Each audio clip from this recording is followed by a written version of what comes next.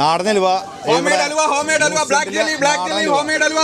വീട്ടിലുണ്ടാക്കി കേട്ടോ, കഴിച്ചു നോക്കാം. വെള്ളം തന്നെ വായിരുന്നു, കൊതിയാണ്.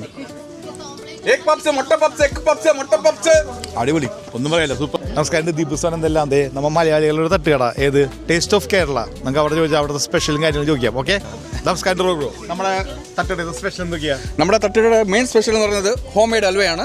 ഇത് നമ്മുടെ ഇവിടുത്തെ പ്രധാനപ്പെട്ട ഷെഫായിട്ട് ഉള്ള ദിൽസ് ബ്രോ ഉണ്ടാക്കിയതാണ് നാടൻ ഹൽവ. പിന്നെ പപ്സ് ഉണ്ട്.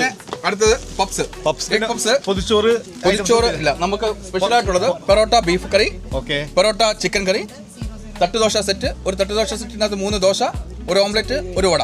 ഓക്കെ, നിങ്ങളുടെ നമ്മുടെ തട്ടുകടയുടെ പേര് എന്താണ്? നമ്മുടെ തട്ടുകടയുടെ പേരാണ് ടേസ്റ്റ് ഓഫ് കേരള. ഓക്കെ, പേര് പോലെ തന്നെ ഏറ്റവും നല്ല ടേസ്റ്റി ആയിട്ടുള്ള ഫുഡാണ് നമ്മളിവിടെ കൊടുക്കുന്നത്.